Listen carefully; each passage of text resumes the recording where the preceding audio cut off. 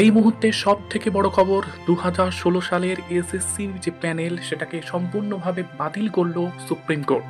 Supreme কোর্টে SSC মামলার হাইকোর্টের রায়কেই বহাল রাখলো।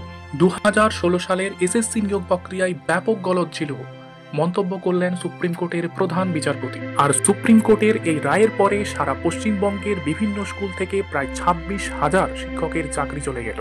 সুপ্রিম কোর্টের তরফ থেকে জানানো হয়েছে 2016 সালের এসএসসি যারা দিয়েছিল তারা প্রত্যেকে এই পরীক্ষায় বসতে পারবে, অর্থাৎ যাদের চাকরি গিয়েছে তারা কিন্তু এই পরীক্ষায় আবার পুনরায় বসতে পারবে। 3 মাসের মধ্যে নতুন করে তাদের পরীক্ষা নিয়ে নিয়োগ কমপ্লিট করা হবে। তবে এই নিয়োগ প্রক্রিয়ায় নতুন কোনো চাকরি প্রার্থী যোগদান করতে পারবে না।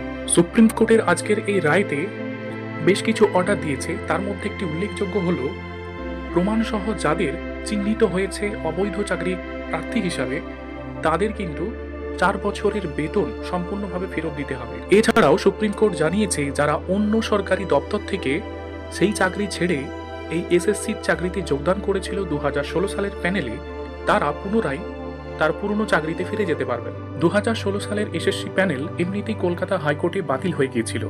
তারপর রাজ্য সরকার কলকাতা হাইকোর্টের এই রায়ের বিরুদ্ধে গিয়ে সুপ্রিম কোর্টে গিয়েছিল। সেখানে দীর্ঘদিন ধরে শুনানি চলার পরে আজকের এই রায় সত্যি একটা রাজ্যের রাজনীতির মোড় ঘুরিয়ে দেওয়ার মতো। পশ্চিমবঙ্গের ইতিহাসে একটা নজির হয়ে থাকলো যে দীর্ঘ 4-5 বছর ধরে সরকারিভাবে স্কুলে চাকরি করার পরও তাদের চাকরি সম্পূর্ণভাবে চলে গেল।